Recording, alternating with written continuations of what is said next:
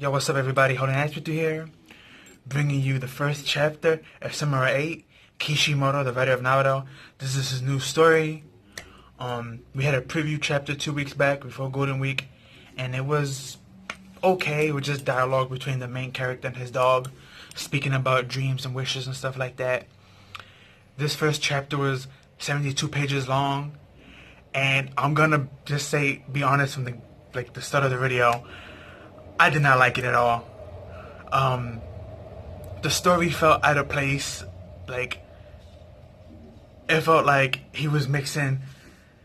It felt like a mixture of Naruto Shippuden, Eden Zero, which is Hiro Mashima's new work, mixing with Samurai 7. If anyone watches that anime or read the manga, mixing with some Samurai Shampoo and Star Trek / Star Wars type stuff, and it was it just felt everywhere. I mean, and the art is like I said again, it's weird. If I'm not mistaken, I believe he has someone else doing the artwork for him. He's just doing the storyboard. But the storyboard and the artwork, both of them I don't know, it just feels weird. And everyone had all these long, complicated names with Maru or Tamu in the end, and and basically the premise of the story, or I should say how the story begins. It begins okay for the 10 pages, because we have the Star Wars reference where it says in a galaxy far, far away, and it gives us the stories about these 7 keys that we need to save the galaxy, and these 7 keys help unlock Pandora's box, which you can use to lock in the darkness that's in the world in there, to seal it away to save the world. And this is something that happens every couple 100 of years, that people need to gather these 7 keys to save the world. And the war god who made this, I believe his name is Akama, or Asema, something like that. He basically was the very first one who started all this, and made the box and the 7 keys, and distributed them throughout the galaxy. And we realized that so far there's 3 different races. There's cybernetic people, there's beast people, and there's humans. We're not sure if there's any more other races besides those, as most likely is, since this is a galaxy step anime, and if they go into different galaxies / planets, there has to be different races and religions out there as well, so just waiting to see how that happens. But that whole epic samurai fight that we got in the beginning, and the story explanation, it was just actually a game that our main character, Hachimaru, was actually playing. It wasn't really part of the real storyline. I mean, later on, something does happen that's similar to that, but we found out that he has this weird disease with his body, that his body's real weak. So he's connected to a life support machine, and he really can't do much. Wherever that machine is located, that's how far he can move. He can't really go outside the limit of that machine, and he's hooked up to it with a whole bunch of cables. So since his dream is to be a samurai, it looks impossible. But his father did wanted to make that machine that he's hooked up to into a battle suit, so he can live in that battle suit and be able to go out and be a ninja. I mean, a samurai, I'm sorry. And his father went to this other ninja to get the part that he needed, and this guy made one of his men commit, suicide. And he brings up to the old man this weird story, and where this is going on, we have Hanjiro in the place, and he's telling his dog to bring him stuff, but every time he brings him stuff, he brings him something else.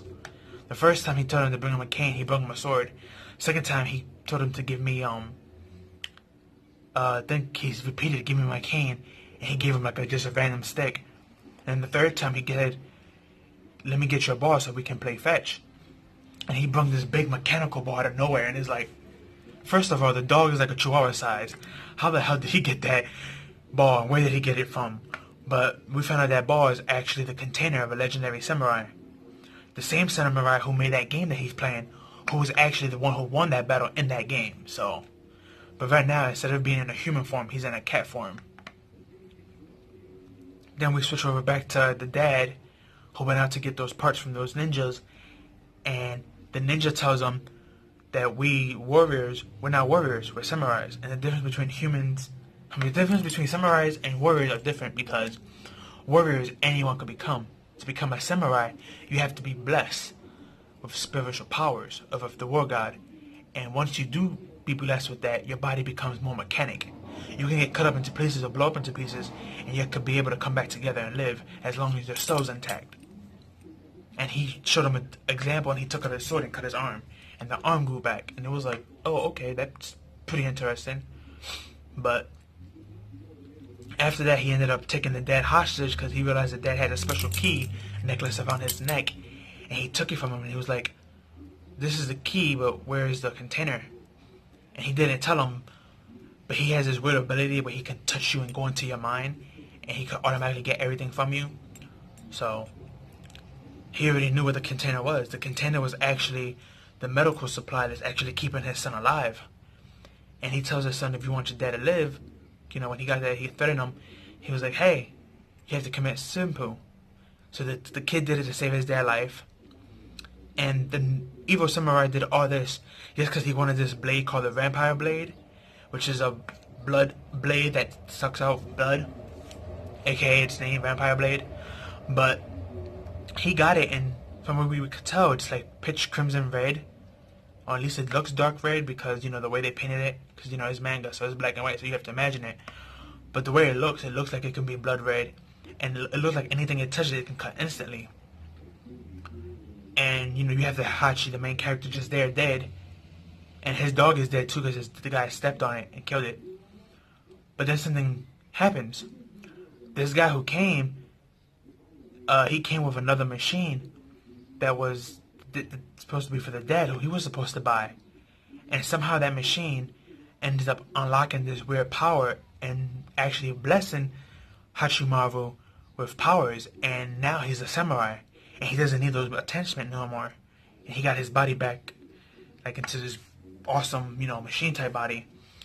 And the same way that we had in the beginning, that whole battle sequence with the main guy and the main bad guy, that's technically the same sequence we got all over again, but this time with Hachimaru being the good guy and the evil samurai being the bad guy. And just like the guy in the beginning sacrificed his arm to get a second shot in, and the guy he was fighting, Hachimaru did the same thing. He went for a slash, and he gave the guy his arm because he faked it out, but he took out another sword from his cane sword and he stabbed the guy with that in his core, destroying it.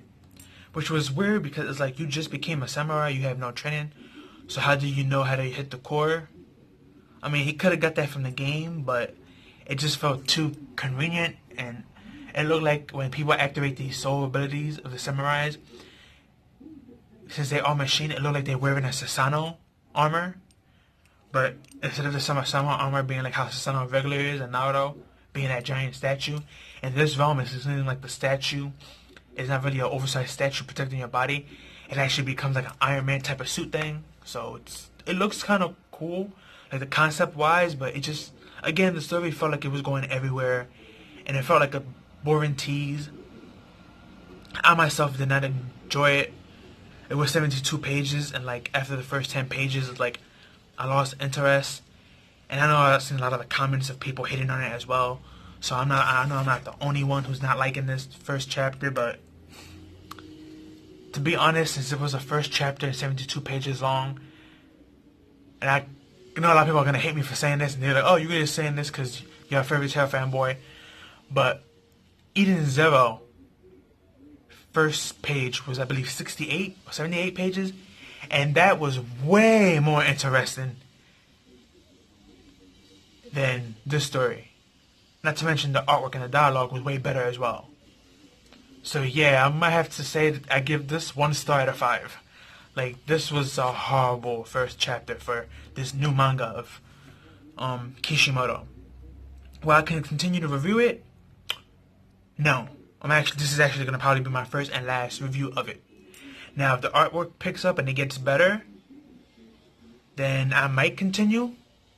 But I don't know, this first chapter was just, to me, it was horrible. I didn't really like it. I don't really see much people on YouTube talking about it either, so I guess people also don't like it. Or maybe I'm just coming out too early with it first, who knows. But this chapter, again, was just felt awkward and everywhere. It felt like he was trying to mix too many different things and powers and storylines from different series and just put it into one big series and hope that he can surpass Naruto with this story. And it's like, after this first 272 pages chapter, I don't think anyone is going to want to continue. I know I'm one of them who don't want to. But who knows, it might pick up. But for now, the way I see it, I'm not really sure if I want to continue it or not. I'm still indecisive. But tell me down below your comments and opinions and what you think of the chapter, and then you enjoy it. Tell me if there's anything I missed or any names I pronounced wrong, because like I said, a lot of these guys have like old-time samurai names, and they're all long as heck and hard to pronounce for me. You know, my Japanese ain't that good. But, yeah, again, I think the character being this weak nobody, and then just being blessed with this mechanical body out of nowhere, and then he has a legendary samurai next to him who's going to most likely train him. I feel like it's just too early for the main character to just be given all this props and power, you know what I'm saying? That's one of the problems I had with Naruto's son and Boruto. Well, I've dropped the Naruto season after that because it was like, it got boring. The kids are all just rip-off copies of their parents, just better. You know, and then we have like samurais, robots in there as well, and it's just, it's all over the place, and I feel like this is the same thing. So most likely I won't be reviewing this no more, but I'm still going to look up chapter 2 and 3, and from there, depending on how the story goes, I may make a follow-up video. I'm not sure yet, but that's all I have for you guys. Like, comment, share, subscribe, share with your family and friends. Give this video a like, follow me on Twitter, link me down below.